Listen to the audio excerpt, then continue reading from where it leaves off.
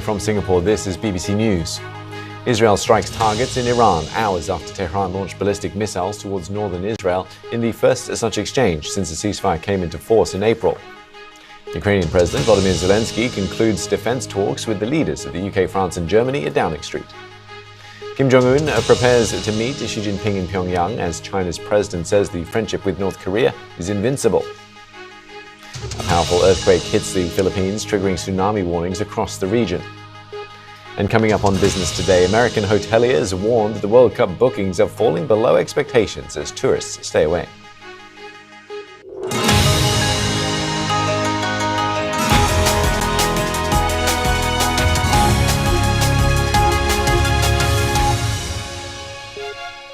Hello and welcome to NewsDay.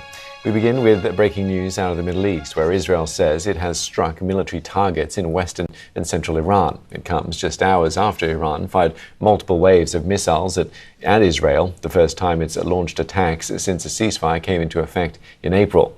And these images we can bring you now are from a few hours ago, and they show missiles in the sky over northern Israel. The Israeli military says they were all intercepted. No injuries have been reported.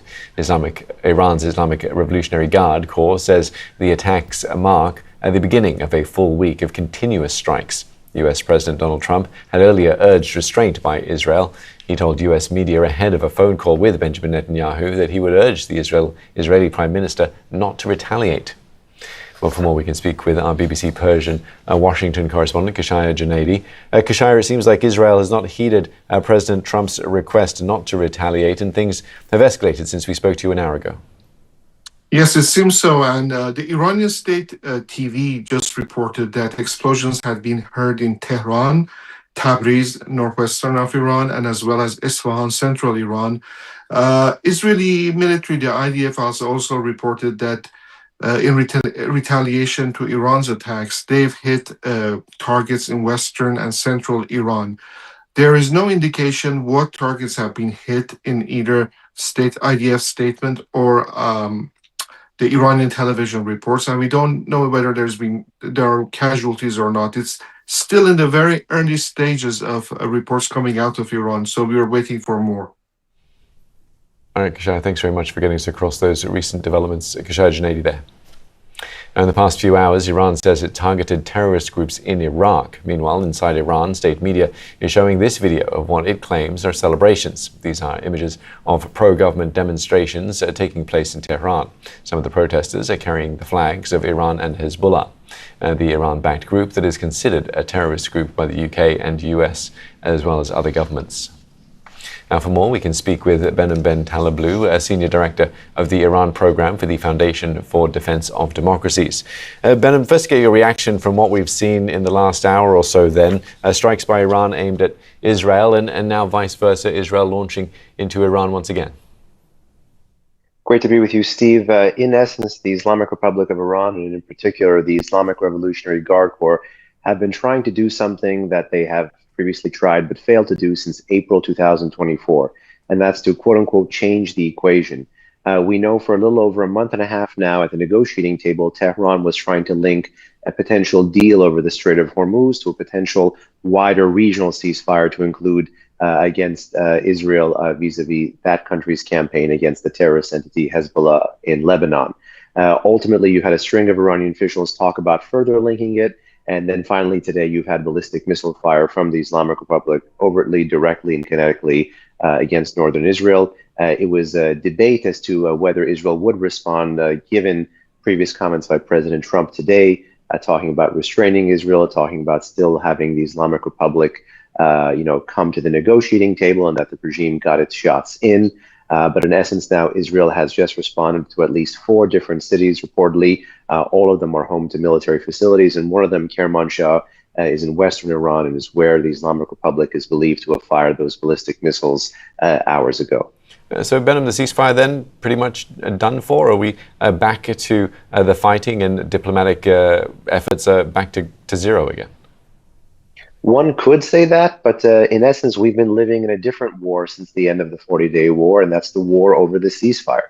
You've seen the Islamic Republic over the past few days not just respond to U.S. attempts to prevent the regime from dropping additional mines in the Persian Gulf or moving more military assets into islands near the Strait of Hormuz, for example. But also the Islamic Republic return fire and respond against civilian infrastructure and critical infrastructure in neighboring GCC countries that are major U.S. partners, like Kuwait and Bahrain, for example. So we are sliding towards a potential new conflict in the region, but we've been sliding towards that destination for quite some time. Do you see the U.S. getting involved then? And now that Israel has launched attacks into Iran, the U.S. will have to decide which way it wants to go, whether it wants to continue to talk about dialogue or whether it wants to send a message to Iran, perhaps. Well, don't take it from me. Take it from the man with his finger on the largest ballistic missile arsenal in the Middle East, and that's the commander of the aerospace force of the Islamic Revolutionary Guard Corps. He's someone who has helped to found this organization years ago in the 1980s, almost the last of his generation. And he's a man of few words, but today he talked about, in a short video, linking the battlefield, linking diplomacy, and linking the street in Iran. So I think as much as Tehran is capable of walking and chewing gum at the same time, perhaps Washington too might talk about a deal and deconfliction as Israel is able to return fire and engage in deterrence through punishment. And do you think there's, just quickly, is there a disconnect between what President Trump wants and what Prime Minister Netanyahu wants?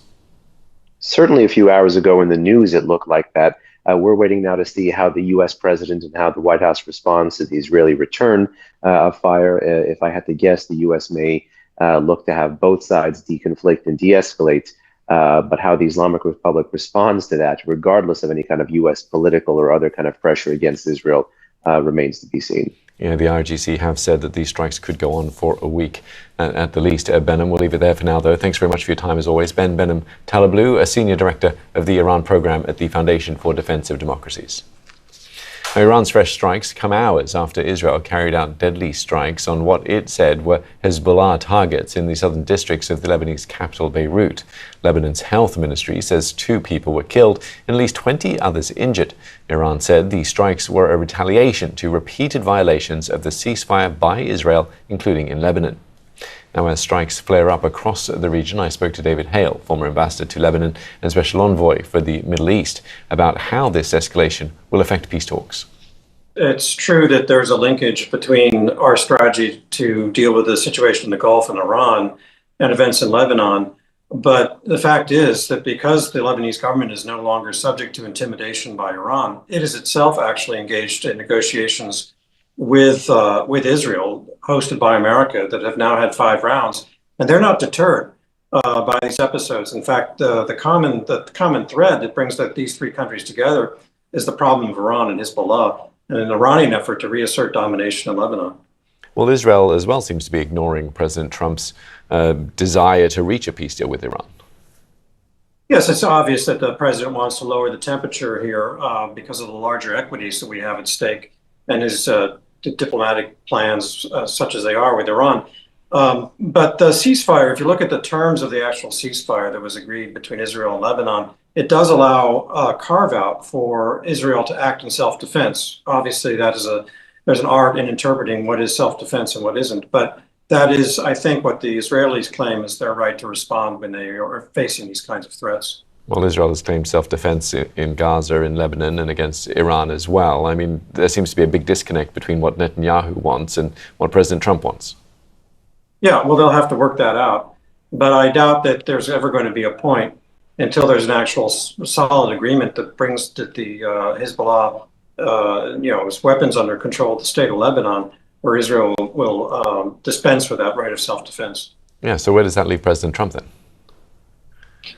Well, he's going to have to manage this, and I think we're going to, continue to see strategies to, again, working with the Lebanese army, the Lebanese government, the Israelis, and ourselves to really do what the ceasefire was supposed to have accomplished over the last year, which is the disarming of Hezbollah, but was not accomplished. Iran says it has planned strikes for the rest of the week. Do you see the U.S. getting drawn back into direct conflict with Iran? Yes, I think that we're in for a period of on-again, off-again diplomatic initiatives, on-again, off-again military activity by both sides, and their proxies in the case of Iran, and continued U.S. pressure to deal with the problem of not just Hormuz, but the larger agenda that we have with Iran related to the nuclear programs and so forth.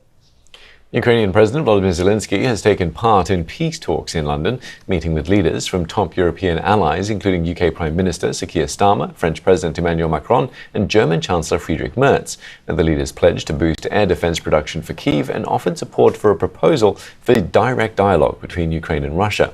It comes after Vladimir Putin rejected Kyiv's offer of a ceasefire and direct talks. They also reiterated the need for the US to be part of the process at a time when US President Donald Trump's focus has shifted to the war with Iran. Angela Stent formerly served as National Intelligence Officer for Russia and Eurasia at the US National Intelligence Council. I was speaking to her about Europe offering support with more than just words. I think the E3, as they call them, but Europe in general, has realized that it has to step up. The US is disinterested, its attention is elsewhere, and they also realize that Ukraine has been doing much better on the battlefield in the past couple of months. Also with its superior drone technology, it's taken territory back. And this is the time really to push forward to try and engage Russia in a negotiation to end the war. They also realize that the Ukrainians do need more air defenses, interceptors, they talked about that. So it's also to step up their own material support for Ukraine. Yeah, Russia hasn't stopped its attacks. Do you see Putin being interested in negotiating an end to its invasion of Ukraine? Not at the moment. He rejected the letter that President Zelensky sent suggesting a bilateral meeting between the two leaders and a ceasefire. So at the moment, he's rejecting this out of hand and saying that negotiations, have to be completed with the Americans, essentially, before you can even talk of a ceasefire or ending the war. Angela, I do want to get your thoughts as well of what we've been seeing in Armenia, where we've seen the pro-Western prime minister of the country claim victory after a general election seen as a contest with pro-Russian interests. Now, Prime Minister Nikol Pashinyan is seeking a re-election on a platform of closer integration with Europe after years of distancing Armenia from Moscow. But Russia remains Armenia's biggest trading partner and has recently imposed restrictions on several Armenian exports. So, Angela, if Pashinyan is confirmed the winner, how significant is that in terms of being in Russia's sphere of influence? Well, I think it's extremely significant. Just recently, he had a group of European leaders in Yerevan, plus Zelensky, which he was roundly criticized for by Putin. This is Armenia really trying to say, we're making a break. We want to improve ties with the European Union, possibly have an association agreement with them, and improve ties with the West and distance ourselves from Russia. But as you pointed out, the challenge is going to come because Armenia has been so economically dependent on Russia, with Russia buying its produce and things like that, that it will have to reorient itself economically. But it's so significant because the Russians pulled out every stop they could to interfere with this election and to ensure that he didn't get reelected. And if indeed he has been, and I know they're still counting the votes, then I think this represents again a diminution of Russian power and influence in its, what it calls its near abroad, and also to some extent the success of the Trump administration's policy helping to broker peace between Armenia and Azerbaijan and engaging in these new business economic projects with both Armenia and Azerbaijan. In Peru, polls have just closed in a presidential runoff election. Exit polls by Ipsos suggest the race is too close to call, with conservative candidate Keiko Fujimori with a very slight advantage over left-wing candidate Roberto Sanchez. These are preliminary figures, and we expect more comprehensive results in the coming hours as votes are counted. Well, the early exit polls certainly suggest that this is an incredibly close race. There is about, across the board, when you average these exit polls, there's about 1.5% between the right-wing candidate Keiko Fujimori, who has a slight lead in those exit polls, ahead of the left-wing Roberto Sanchez, who is about 1.5% behind her. Now, most people believe that as a result, this is looking kind of too close to call at this point, and we are going to have to wait over the next few hours for the official results to start to come in. You can see behind me, though, this is a rally that's already started to take place by supporters of the left-wing Roberto Sanchez, and I think what's making them feel quite optimistic is that during the last election, there was quite a similar exit poll that happened, giving Keiko Fujimori a slight lead over the left-wing Pedro Castillo, who is an ally of Roberto Sanchez. He ended up eventually winning that election, and I think many of Roberto Sanchez's followers here hope that he might do the same. But as I say, it is too early at this stage to say with any certainty. Irene Wells there with that update. Still more to come here on Newsday, including China's President Xi Jinping. He's visiting North Korea, where he's due to meet Kim Jong-un shortly. Stay with us.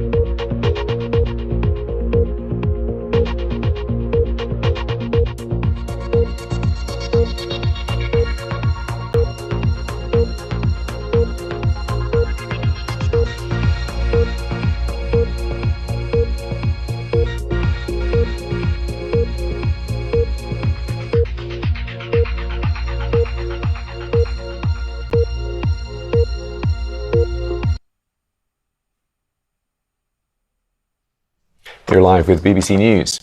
Now, China's President Xi Jinping is expected to arrive in North Korea today for a two-day visit, his first to the country in 7 years. He'll hold talks with North Korea's leader Kim Jong-un as Beijing looks to strengthen ties with its neighbor at a time when Pyongyang's relationship with Moscow has been growing closer.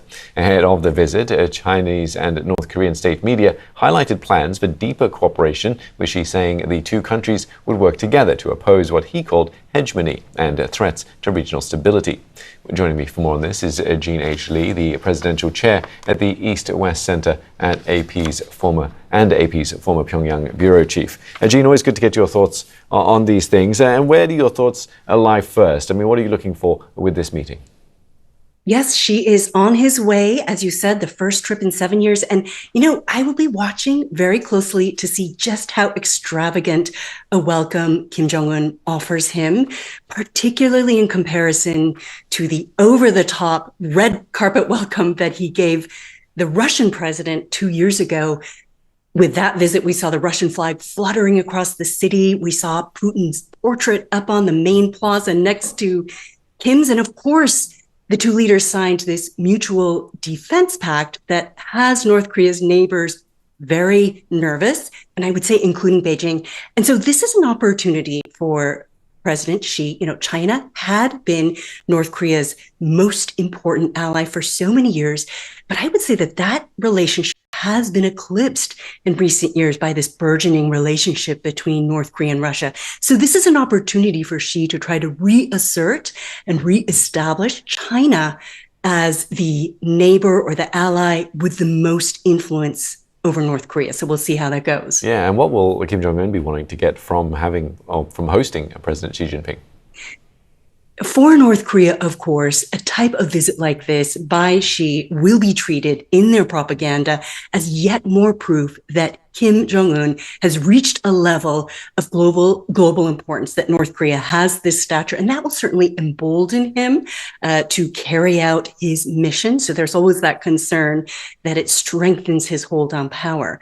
But I think we should remember that North Korea is not communicating, as far as I know, as far as we know, with Washington right now. And so this is a moment for him to trade notes with President Xi, who has been meeting in recent weeks with President Trump, with President Putin. So it's a moment for them to trade notes and try to come to some sort of agreement on how to approach that relationship. We know that that is something that President Trump wants. He has made clear that he would like to meet with Kim Jong-un before he leaves office. And I think Kim Jong-un would like to meet with Trump as well, but on his own terms, without having to give some concessions when it comes to his nuclear program. So we're already starting to see North Korea trying to position itself in that discussion around its nuclear program, even before she arrives in Pyongyang. So this will certainly be a test of President Xi's ability to insert himself into that discussion and try to shape it and direct it in a way that will bring North Korea back to those negotiations. Jean, great to get your expertise on this. Thanks very much for that. Jean Lee, the presidential chair at the East-West Center and AP's former Pyongyang bureau chief. Now we're following a breaking story now, a powerful earthquake that has struck off the southern Philippines, triggering tsunami warnings across the region. Germany's research center says, for geoscience, says the magnitude 7.8 quake struck off Mindanao at a depth of 10 kilometers. Authorities in the Philippines and Indonesia warned of possible tsunami waves, while President Ferdinand Marcos Jr. urged residents in affected coastal areas to move to higher ground immediately and not wait for further instructions. Well, for more, we can speak with our Southeast Asia correspondent, Jonathan Head. Jonathan, get us up to speed with the latest. Do we know how serious this earthquake has been? It was pretty powerful. There's been enough video now that's been posted showing very severe shaking. We've seen at least 2 collapsed buildings in General Santos City. We've seen school children outside in the playground. The earthquake struck just under 3 hours ago, so it was actually during the morning ceremony at schools where they raised the flag. So the kids were actually outside, but you can see them all crouched on the ground and literally being shaken from side to side. What we don't know yet is the full extent of the damage. I mean, there clearly has been quite serious damage in General Santos City, which is the largest city in the area. It's about 3.5 hours from Davao, the main city of Mindanao. There's certainly power's been down, though they are trying to restore that now. We have had tsunami warnings, not just in the Philippines, but also in northern Indonesia as well, which is relatively close or within range at any rate of the aftershocks and the original quake. But there's been no reports yet of a tsunami hitting any coastal areas. But those warnings are still in place. There are potential aftershocks. And so at this stage, a very large number of people are staying outside down around General Santos City in the southern Mindanao. And the authorities are assessing just how much their needs are. And the Philippines is used to natural disasters, so immediately they're pre-placing emergency assistance. They're preparing disaster teams to go in where they're needed. They're also preparing evacuation centres if people need to stay away from their homes for a prolonged period. Yeah, we'll have to wait and see how more news comes available to us, Jonathan. Thanks very much for getting us across those developments, though. Jonathan Head, our Southeast Asia correspondent. Now to the FIFA World Cup, where we're just days away from kickoff in Mexico City. Matches are being played across Mexico, the United States and Canada, prompting some teams to travel thousands of miles between group stage matches. It's a stark contrast to the 2022 World Cup in Qatar, where the teams collectively travel just 82 miles in the early rounds. In 2026, teams will be in total traveling over 5,000 miles. And the team making the longest trips this year, Bosnia-Herzegovina. For their 3 group stage matches, they'll go over 3,100 miles. They'll start in Toronto, then play in Los Angeles, before going up to Seattle for their 3rd match. I've been speaking about this topic with Luke Jenkinson. He's head of human performance for San Diego Football Club, and he's also written extensively about the impact travel has on athletes.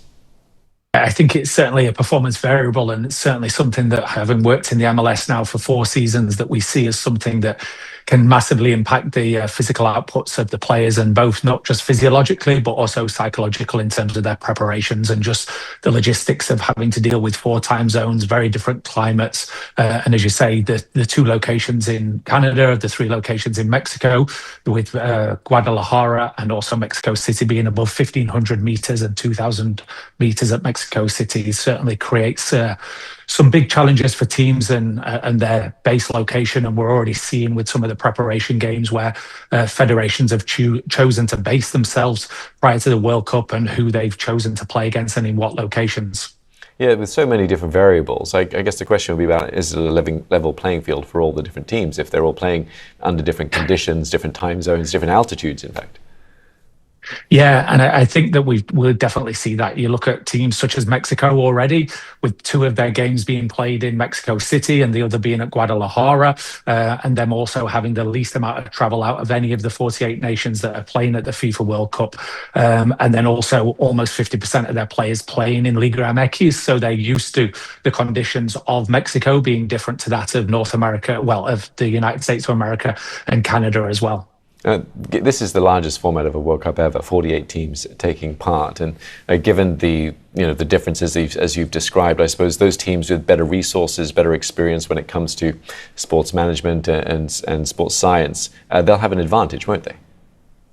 Absolutely. And I think that it's important coming from myself from that sports science perspective and completing my PhD at Teesside University in relation to this topic. But it's also the teams that have vast or larger operational teams. And something that we've found through my research already is the importance of operational calmness and some of those psychological advantages or pressures that the players will have to go through for them to be mitigated and for the process to be seamless as they're traveling around the United States of America and crossing these 4 time zones that we have here is going to be certainly a unique challenge, and teams and federations have already been reaching out to those teams that were playing in the Club World Cup last year just for any possible insights, and then also reaching out to academics and also applied practitioners such as myself that have experience here in North America.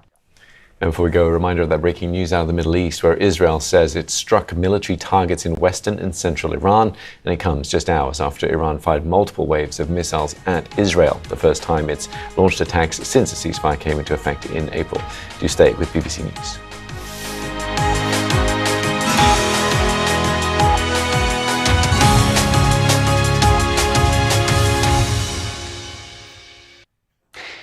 Hello. In the brighter moments in East Anglia on Sunday, we saw temperatures climb to 22 degrees in Norfolk, but further west we had some thicker cloud and outbreaks of rain pretty widely. And talking about rain, this week is looking pretty squelchy.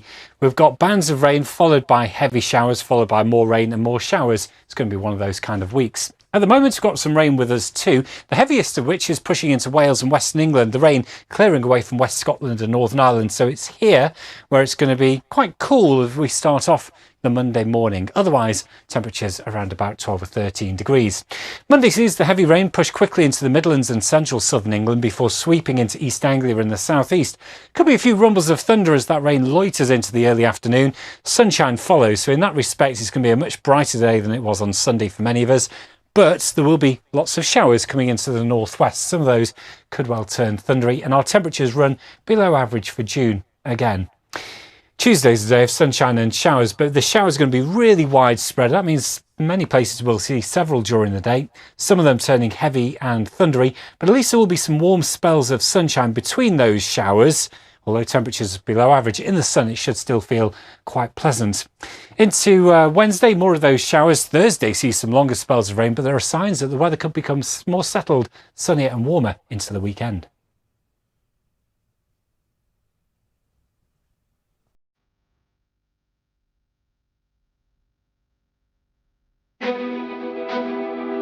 The wash of blue, that colour of nature, the seas, the sky. It is so immersive.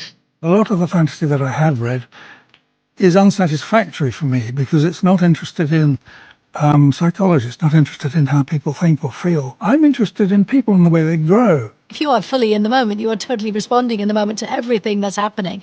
And when you're doing theatre, that can change night after night. It's a live, it's living, breathing, active thing.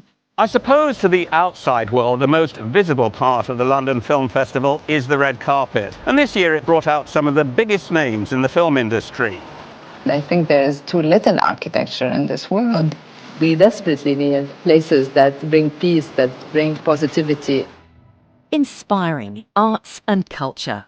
Watch on iPlayer.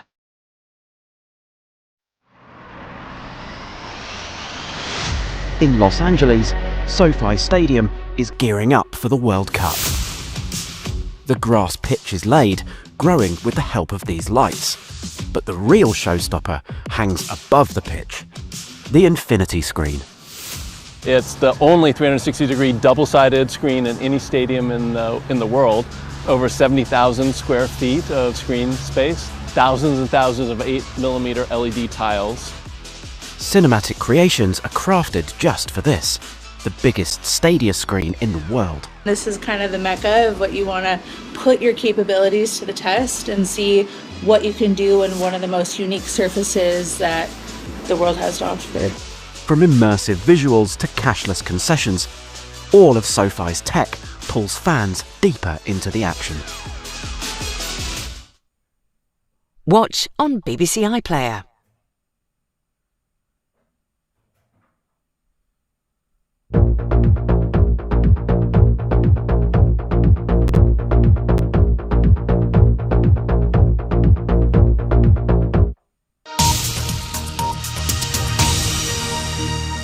Live from Singapore, now on BBC News Business Today.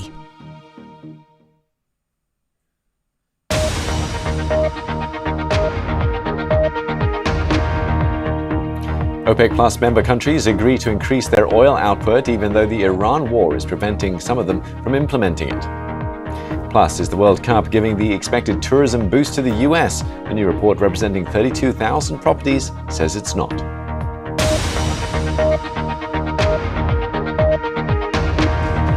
Hello and welcome to Business Today with me, Steve Lai. OPEC Plus has agreed to raise its oil output targets even as the Iran war continues to impact exports for some of the group's key members. And the 7 core countries, led by Saudi Arabia and Russia, have agreed to their 4th oil output hike since the closure of the Strait of Hormuz. Our Asia business reporter Nick Marsh explains why the move by the group is largely symbolic. This is the 4th month in a row that OPEC Plus has announced an output target hike, and it's the 4th month in a row that it's had essentially no impact on oil prices whatsoever. The simple reason is that these are just targets and these are just output hikes on paper. The reality is that the majority of these members still need to use the Strait of Hormuz to get the vast majority of this oil out and to its customers, and as a consequence the actual oil production, not just what's on paper, what these targets are, has completely plummeted. So if you're an oil trader, for as long as the Strait of Hormuz remains de facto closed, and then you look at the actual on-the-ground developments, such as Iran now saying it's targeting Israel again, Israel weighing up that response, this ceasefire hanging in the balance between the US and Iran, you're going to look at that and think, well, look, there's no prospect really of the Strait of Hormuz being reopened anytime soon. Even if it was, it would take a long time for oil flows to resume to what they were. So at the moment, OPEC Plus, doing what it can to maybe look good for the optics, but actually these are just on paper increases. The actual material impact is little to none when it comes to actual oil price. Staying on oil, prices have risen after Israel's military says it has launched strikes on military targets in western and central Iran. This comes after Iran fired multiple waves of missiles at northern Israel. Brent is currently trading at about $96 a barrel, while US oil is trading at $93.69 a barrel. Now, the International Air Transport Association has nearly halved its 2026 profit forecast for global airlines, citing the impact of the Middle East conflict on fuel costs, as well as disruptions to key air routes. Despite these headwinds, the trade association, representing over 370 airlines, also said that passenger demand has remained resilient throughout this period. Turning now to Bitcoin, which increasingly looks like it has lost its shine. The asset has lost around half its value since it previously reached a peak in October last year, even falling below $60,000 last week. This line comes despite US President Donald Trump's efforts to create a more crypto-friendly environment since taking office, even saying that he wants to make the US, quote, the crypto capital of the world. Well, for more on this, I'm joined by Tim Waterer, Chief Market Analyst at KCM Trade. Tim, good to get your thoughts on this. What's the key thing to understand about what's affecting Bitcoin this time around? Good to be with you, Steve. Yes, it's really a multitude of factors working against cryptocurrencies and Bitcoin in particular right now. And it really starts with that combination of high oil leading to a higher US dollar on interest rate expectations moving forward. When you consider that we entered this year thinking we could get a Federal Reserve interest rate cut, but now that script has flipped completely, and now it looks more likely that we'll get a rate hike in the US. And that expectation has pushed US Treasury yields higher, dragged the dollar higher with it. And Bitcoin, if we look at what it's done historically, it's tended to have an inverse or negative correlation with the dollar. So it's really that high US dollar story, as illustrated by the dollar index now riding high above the 100 point mark at the moment. That's really spelling bad news for Bitcoin at the moment. And if we throw into the mix the news we had recently of one of the big proponents of Bitcoin strategy for selling some of their holding for the first time, that really was a bit of a red flag for a lot of investors that, we could be in for a rough time for Bitcoin at the moment, and that sort of amplified the selling that we've seen. So really, multitude of factors, market dynamics not in favor of Bitcoin, which is a zero yielding asset, particularly at this time when the focus is on rates. Yeah, so it seems like a lot of factors are coming into play here, but a lot of those are external factors as well. Does that mean that Bitcoin perhaps would be an attractive place to put money in now that it's at such a low valuation, relatively speaking? That'll be interesting to see, if we do get some of that value buying coming in, given that, as you pointed to, it's really right now essentially half of where it was at its highs last year. So we could see a little bit of that value buying coming in, maybe propping it up a little bit, so that could come in and save the day for it. But I do think sort of medium to longer term for Bitcoin to, I guess, regain its mojo, we'll probably need to see that move lower in the US dollar and oil prices, and a bit of a taming down of interest rate expectations. I think that's what could help Bitcoin moving forward. But right now, as we're seeing, it's high beta colors on full display right now when the market's in a bit of a panic at the moment, and Bitcoin is sort of first in the line to be sold off as investors look for safety among other assets. Yeah, President Trump has said he wants the US to be the crypto capital of the world, and his administration has made steps to make cryptocurrencies more accessible to people. But at the same time, some of his actions on the global stage are contributing to this. That's right. It can be a blessing and a curse in terms of what the administration in the US they want for Bitcoin, and they are very much pro cryptocurrency. But the geopolitical decisions are working against it right now. So there's a few things in the works still with regards to legislation for Bitcoin. But it is a slow moving process. So I think for Bitcoin to start getting some of the a bit of a tailwind from legislative moves and this pro-crypto administration, that could be a little time in the works. And right now, it's really that macro environment which is creating obstacles for Bitcoin right now. Yeah, Tim, always good to get your thoughts on this. So thanks for helping us understand it better. Tim Water, Chief Market Analyst at KCM Trade. Let's turn now to the FIFA World Cup, which is set to bring millions of fans from around the world to North America and give a big boost to travel and tourism in the United States. However, a recent report from the American Hotel and Lodging Association has found that bookings are well below expectations in almost every host city. The report cited US visa barriers and the Iran war as key factors for muted international demand and warned that these factors could severely impact hotels in the US. I spoke to Alan File from the University of Central Florida earlier and asked if the Iran war is hurting tourism into the US ahead of the tournament.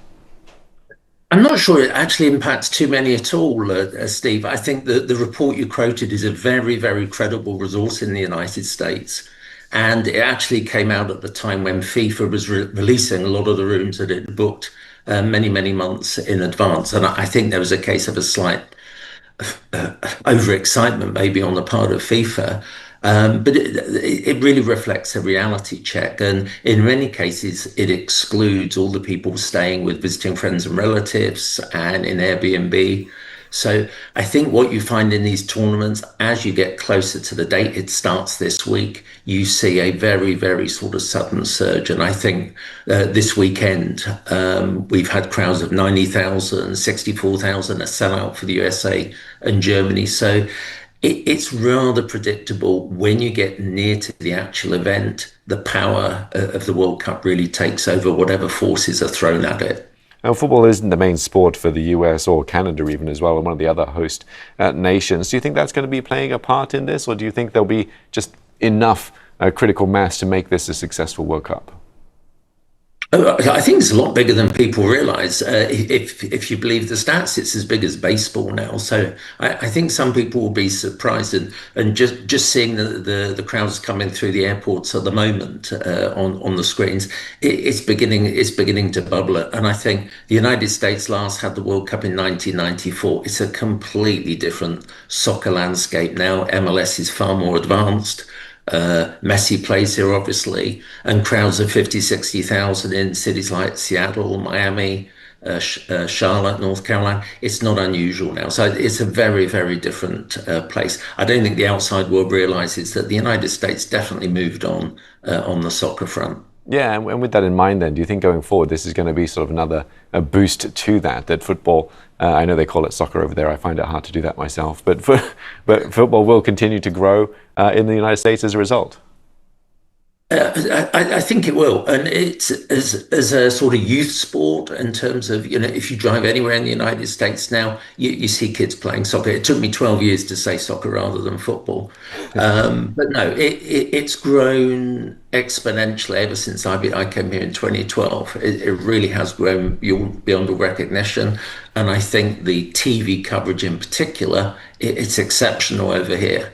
And it's something that until you live here, you don't really appreciate how much it's grown. And as with all these tournaments, it depends how the teams do. So whether it's England, Scotland, United States, if the team starts doing well as you progress, the numbers increase, and the tourist numbers are projected to, or the spending's increased by 1% this year. It doesn't seem a lot, but over a $1.7 trillion industry, 1% in spending is actually pretty significant.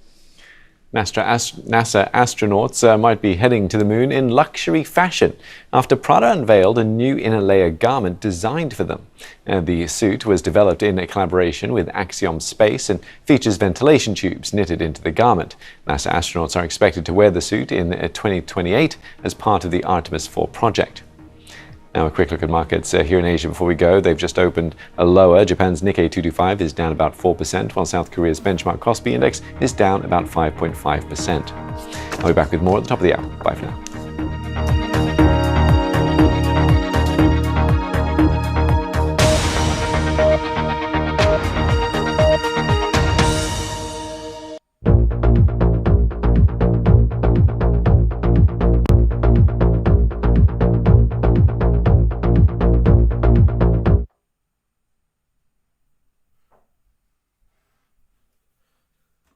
I'm Dwayne Fields, and I'm on an epic adventure in Zambia.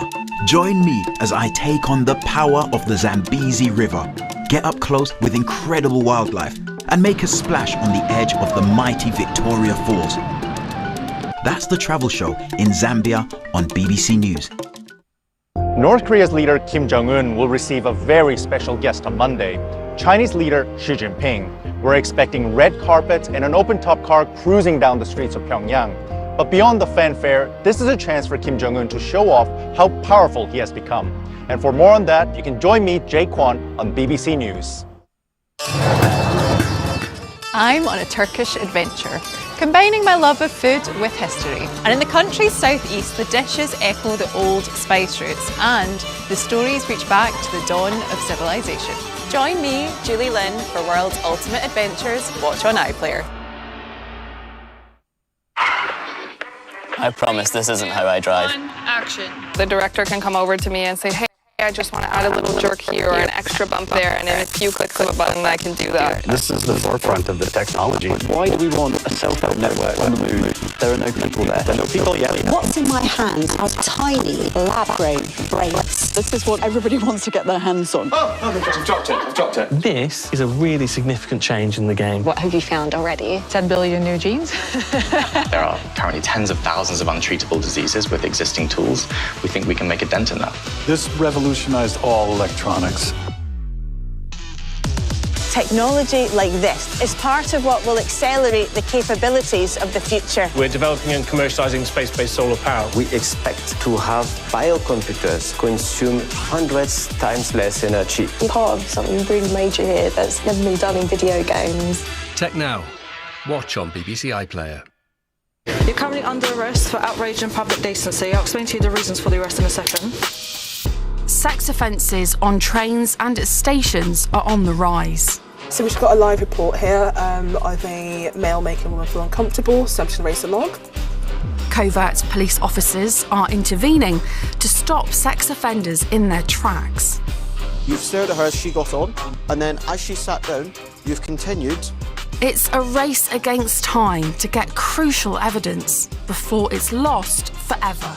I think this is him here. That's him there? Yes. But is all this enough to keep us safe on the railways? They could go into a very public tube station, get on a tube, get off a tube, and not be identified. It's just astounding. In supposedly, one of the most watched cities in the world, it's not good enough. Watch on BBC iPlayer.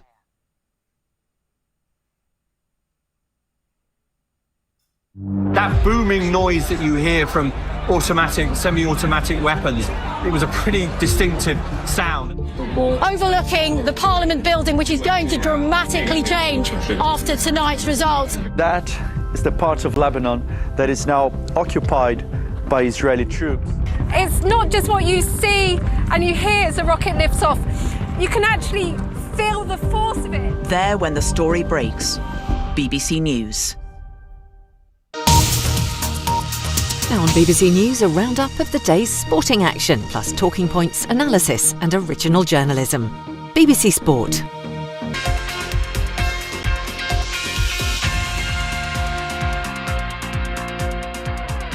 Hello, I'm Lizzie Greenwich-Hughes with a roundup of the day's sporting news. Here are the headlines. Denmark great Christian Eriksen collapses during a friendly football match in his hometown. Paris slammed its 5 wins in a row for Kimi Antonelli as F1's team sensation moves a step closer to the world title.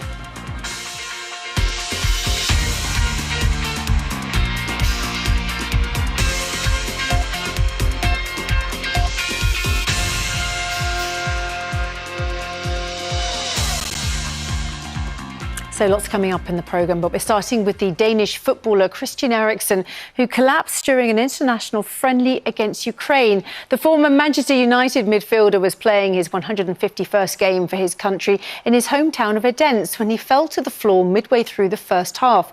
Eriksen has been fitted with a pacemaker since 2021 after suffering a cardiac arrest during the Euros. That allowed him to continue his career, most recently at Wolfsburg in the German Bundesliga. Following the incident today, the Danish national team doctor said Christian is doing well. The pacemaker responded as it should. He was briefly unconscious but regained consciousness very quickly. And he walked off the pitch. He'll now undergo further examinations to determine what caused the incident. Well, earlier I spoke with the Danish football expert Amelie Bremer, who was watching when Eriksen collapsed. The commentators on Danish TV said that Christian Eriksen fell to the ground, and immediately I think everyone who's following football in Denmark in any way had the same reaction, thinking, okay, maybe this happened again. And then they very quickly cut away from the match signal, so you could just see drone footage of the stadium, but still you could see players gathering around where he fell. And this just felt like a big déjà vu for everyone watching, but obviously also for his teammates in the Danish team. Shocking pictures, but handled quite well, I think. Because I think whenever I see Christian Eriksen, before obviously today, I always think back to that time in the Euros when he had that cardiac arrest. And he's been such a wonderful player, hasn't he, for Denmark? Is that the same in Denmark? Does everyone always think about him as the player that nearly died at the Euros? Yeah, I think that will always stick, obviously, to his name. But also, I mean, as I said, he had 150 caps for the Danish men's national team. So he's a huge player in our national team history. All the goals he contributed. I mean, you guys in England know what he can do, the passes, the vision, the way he is as a person. So he's a very, very well-liked player and person in Danish football, but obviously the incident in 2021 is always going to be something that all Danes can remember. The French Open tennis has come to a close, but after a tense and entertaining men's final in which Alexander Zverev finally won his first Grand Slam. So that's the end of a memorable French Open, one that will be talked about for years. But as the BBC's tennis correspondent Russell Fuller told me earlier, losing so many top players early isn't ideal for event organisers.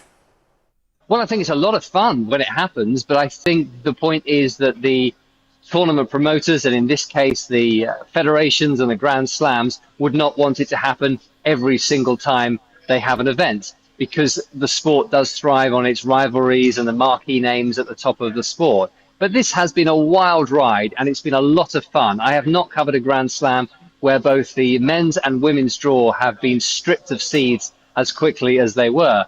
Although one thing I would say, Lizzie, is that at the end of the fortnight, you have two champions you could have predicted at the start. So now we roll into the grass court season. What can you see happening if you put your look through that crystal ball? Well, on the men's side, we know that there will be no Carlos Alcaraz at Wimbledon because of this wrist injury. Jannik Sinner will be much better rested. He's had a break. He did say he wasn't planning on playing any warm-up events on grass, so he should be very fresh when the championships begin and he tries to defend his title. On the women's side, I think you're looking at similar names, but Mira Andreeva has now got a taste for being a Grand Slam champion and was saying just an hour or so after winning the title at Roland Garros that she'd very much like to experience that sensation again. Will it be as unpredictable as Roland Garros? Probably not, but there are a lot of players who aren't particularly comfortable on the grass. They barely play on the surface. It's such a short season that unpredictable Wimbledon with lots of upsets are not that unlikely to happen. Well, talking of grass court tennis, here's a sight many of us thought we would never see again. Serena Williams practicing at Queen's ahead of a return to professional tennis. The 44-year-old has been given a wild card into the women's doubles there, and she's then set to play on the WTA Tour after nearly a 4-year break. And the 23-time Grand Slam champion is also not completely ruling out a return to playing singles. Yeah, I can't say yeah, I can't say no. Right now, no. I feel like I probably need to train a little bit more if I want to play singles, and we'll see if I get there. And if not, that's not my journey right now. I don't need to win. I've won more than most people have in their whole lives. So for me, it's that is not important to me. And it's important that I keep reminding myself of that because I don't have anything to prove. I don't have anything to lose. Formula One's teenage sensation Kimi Antonelli won the Monaco Grand Prix to strengthen his grip on the Drivers' Championship. The 7-time world champion Lewis Hamilton was second and is now Antonelli's nearest title rival, trailing him by 66 points. Nick Parrott reports. Kimi Antonelli is rewriting Formula One's record book at almost every race. He's now surpassed Lewis Hamilton as the youngest driver to win in Monaco. After losing places from the start at every Grand Prix this season, the Italian teenager finally made the perfect getaway. But 4-time world champion Max Verstappen's Red Bull went lame as the lights went out. Every car flew by the Dutchman and he retired on the opening lap. With his main rival for the race out, Antonelli charged clear. His lead over Hamilton was looking insurmountable until Lance Stroll. And then Charles Leclerc crashed in the same place where the track was breaking up. The race was suspended while the loose surface was swept away. Antonelli roared away again on the restart and finished ahead of Hamilton for the second race in a row. It was one of those days where, we had so incredible pace and it was just coming all so natural and the car was feeling incredible. At some stage we're going to get a win and I'm not lost sight of that. We're closer than ever. And I can't believe that we're second in the championship. And I couldn't do that without this amazing team. Antonelli's victory is made even sweeter by the fact that every driver who's won 5 Grand Prix in a row has gone on to become world champion. Nick Parrott, BBC News. Now, less than a month after undergoing surgery on his shoulder and his foot, the reigning MotoGP world champion Marc Marquez bounced back to win the Hungarian Grand Prix. The Spaniard led from the start, but his path to victory was helped when championship leader Marco Bezzecchi and his title rival Jorge Martin crashed out on the first corner. Marquez, who also won Saturday's sprint, exchanged the lead a couple of times, but he managed to win by a second to claim his 100th career victory. Now, Demi Vollering overturned a 49-second deficit on the final stage to win the women's Giro d'Italia. With 39 kilometres to go, she left the race leader and fellow Dutch rider Anna van der Breggen trailing. Italy's Elisa Longo Borghini won the stage. Vollering, though, finished fourth, 2 places and more than 2 minutes ahead of van der Breggen to claim the overall victory and become only the second female rider to complete the Grand Tour trilogy. Now, Simone Biles has revealed that she suffered a serious health scare, which she described as almost dying. The 7-time Olympic champion, who's the most decorated gymnast of all time, made a series of posts saying she's resting in bed after one of, if not the scariest experience of her life. The 29-year-old American hasn't shared any more details, but has clarified that it was definitely health-related and said she would explain sooner or later. Now, cricket in England quickly wrapped up the first test against New Zealand in less than a session on day 4 at Lord's. New Zealand went from 55 for 5 overnight to all out for 138. Bowler Gus Atkinson, the hero in this innings, with a fifer as England won by 115 runs. Much of the post-match discussion will be about the wicket, which made for very tricky batting. But in their first test since the Ashes debacle, England showed that despite the pitch chaos, they can produce the right result. It was very clear that it was going to be one of those wickets that presented a lot of opportunities, and that meant that we had to be incredibly relentless with our execution of our plans that we had, and that's something that we were able to stick to incredibly well as a bowling group, and we were just very clear about how we thought we needed to operate best as a batting group. So New Zealand obviously had to do the same, and when you come away with a win like that, I think it's pretty evident that you can say you did all that kind of stuff better than the opposition. Well, there's much more on the cricket on the BBC Sport website and app, as well as all the day's news, including, of course, everything that's going on in the World Cup across Mexico, the USA and Canada. But from me and the team here at the BBC Sports Centre, from all of us, it's goodbye.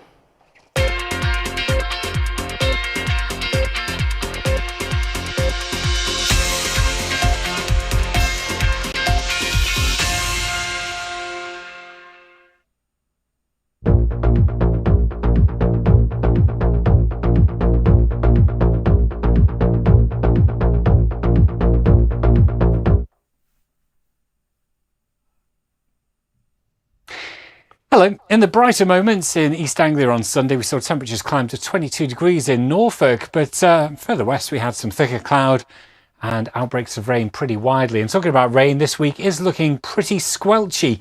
We've got bands of rain followed by heavy showers, followed by more rain and more showers. It's going to be one of those kind of weeks. At the moment, we've got some rain with us too, the heaviest of which is pushing into Wales and Western England, the rain clearing away from West Scotland and Northern Ireland. So it's here where it's going to be quite cool if we start off the Monday morning. Otherwise, temperatures around about 12 or 13 degrees. Monday sees the heavy rain push quickly into the Midlands and central southern England before sweeping into East Anglia in the southeast. Could be a few rumbles of thunder as that rain loiters into the early afternoon. Sunshine follows, so in that respect, it's going to be a much brighter day than it was on Sunday for many of us. But there will be lots of showers coming into the northwest. Some of those could well turn thundery, and our temperatures run below average for June again. Tuesday's a day of sunshine and showers, but the showers are going to be really widespread. That means many places will see several during the day, some of them turning heavy and thundery, but at least there will be some warm spells of sunshine between those showers. Although temperatures below average in the sun, it should still feel quite pleasant. Into Wednesday, more of those showers. Thursday sees some longer spells of rain, but there are signs that the weather could become more settled, sunnier and warmer into the weekend.